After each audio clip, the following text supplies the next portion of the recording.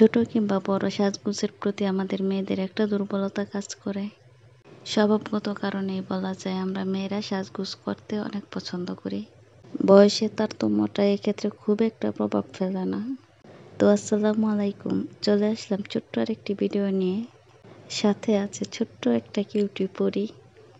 Customer বললে ভুল হবে, আমাদের ছোট্ট আম্মা জান আমার হাতে সাজবে। বায়না রক্ষার্থে ওর মা মানে আপু নিয়ে আসছে আমার কাছে।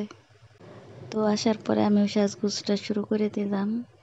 আচ্ছা, ওর বেবি স্কিন তো, তাই ভারী মেকআপ দেওয়া যাবে না, তাই আমি স্বল্প মেকআপের চেষ্টা করেছি যেন সাজটা আমি কমপ্লিট করে দিতে পারি।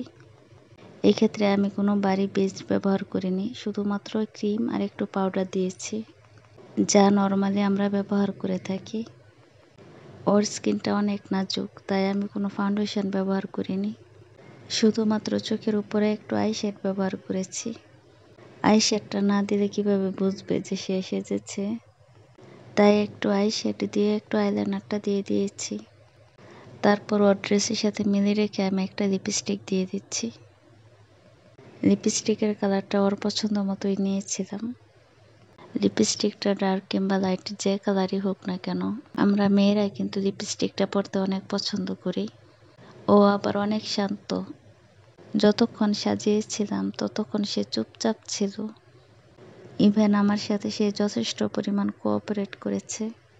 ভিডিওটাতে কিছুটা হলেও বোঝা যায় আসলে লক্ষ্মী একটা মেয়ে সে। লিপস্টিকটা দিয়ে দিতে যথেষ্ট সময় নিয়েছিলাম, এতক্ষণ সে চুপচাপই ছিল। লিপস্টিকটা অ্যাপ্লাইয়ের আগে আমি আপুকে জিজ্ঞেস করেছিলাম যে ডার্ক দেব নাকি লাইট কালারটা দেব।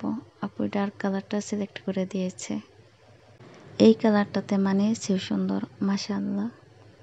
ভিডিওটা এডিটিংয়ের সময় আমি লিপস্টিক অ্যাপ্লাই একটু স্কিপ করিনি। লিপস্টিক অ্যাপ্লাইয়ের সময়টুকু আমি ভিডিওর কোনো অংশ টানিনি কিংবা কেটে দিইনি। যাই হোক, এই অল্প কাজে মেয়েটাকে মাশাআল্লাহ অনেক সুন্দর লাগছে। ফেসটা কমপ্লিট হওয়ার পর চলে আসলাম চুলে। ছোট বাচ্চাদের লম্বা চুল থাকলে আমরা অনেক সময় হেয়ার স্টাইল করতে গেলে দ্বিধাদ্বন্দ্বে ভুগি যে কোন স্টাইলটা করব কিংবা ভালো লাগে কিনা। যাদের ছোট বাচ্চা রয়েছে এবং চুলগুলো একটু লম্বা, তারা ইজিলি এই হেয়ার স্টাইলটা করে নিতে পারেন। আমি এই হেয়ার স্টাইলটা দেওয়ার জন্য কোনো রকম জট পাকাইনি, ইভেন কোনো রকম হেয়ার স্প্রেও ইউজ করিনি। ন্যাচারাল হেয়ারে যতটুকু করা যায় ততটুকুই করেছি। যাদের ছোট বাচ্চা রয়েছে তারা চাইলে দেখতে পারেন, হয়তো বা কাজেও আসতে পারে। এখানে আমি ক্রাউন এরিয়ার চুলগুলোকে পেছনের দিকে নিয়ে ববি পিন দিয়ে আটকে দিয়েছি। ক্যামেরা অন থাকে, ও একটু পর পর ক্যামেরার দিকে তাকাচ্ছে। পেছনের চুলগুলো আমার সেট করা হয়ে গেলে এখন চলে আসবো ফ্রন্টের দিকে। আমি আপুকে জিজ্ঞেস করেছিলাম সামনে কি টুইস্ট করে দিব, আপু তাইতেই রাজি হলো, তাই আমি সামনের দিকে টুইস্ট করে দিচ্ছি। সাজগোজের সময় একটু চুপচাপ থাকলেও এখন বেশ হাসি খুশি।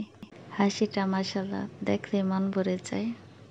টুইস্ট করার সময় বেবি হেয়ারগুলো বারবার চলে আসছিল। আমাদের এই কাজগুলো সময় সাপেক্ষের কাজ, তাছাড়া বাচ্চা তো একটু নাড়াচাড়া করেই থাকে ওরা, এই জন্য ওদের কাজটা করতে গেলে একটু সময় বেশি দিতে হয় আমাদের। বাচ্চা হলেও সে আমার সাথে যথেষ্ট কোঅপারেট করেছে, ওর কাছ থেকে আমি এতটুকু আশা করিনি। অন্য বাচ্চারা আরও বেশি দুষ্টমি করে। সামনের কিছু চুল আমি ছেড়ে রাখার জন্য রেখে দিয়েছি। ক্রিম্পিং করা না থাকলে হেয়ার স্টাইলটা নিখুঁত হয় না। এক পাশে চুলের কাজ শেষ হওয়ার পর আমি চলে আসলাম অন্য পাশে। সেম একই প্রসেসে আমি এ পাশে চুলগুলো করে দেব। ওর বেশ ধৈর্য শক্তি রয়েছে, এতক্ষণ সময়ের মাঝে সে একটিবারের জন্য ওঠেনি। এই পাশেও কিছু চুল রেখে আমি টুইস্ট করে দিয়েছি। ওর পেছনের চুলগুলো ছাড়া রাখবে, তাই ব্যাক সাইডের দিকেও খেয়াল রাখতে হচ্ছে যেন ফিনিশিংটা সুন্দর আসে। চুলটা সেট হয়ে যাওয়ার পর আমি এখন লেহেঙ্গার সাথে ওড়নাটা ঠিক করে দিই। ওর outfit plus hair style plus makeup সব মিলিয়ে ওকে মাশাআল্লাহ অনেক সুন্দর লাগছিল। সব শেষে চুলগুলো বাকি রয়ে গেছে, চুলগুলো একটু কালো থাকায় আপুকে বললাম যে আপু একটু আয়রন করে দিই। আপু বলল আচ্ছা ঠিক আছে। চুলগুলো আয়রন করতে করতে আমিও আপনাদের কাছ থেকে বিদায় নিই। ভিডিওটা কেমন লেগেছে জানাতে ভুলবেন না। আল্লাহ হাফেজ।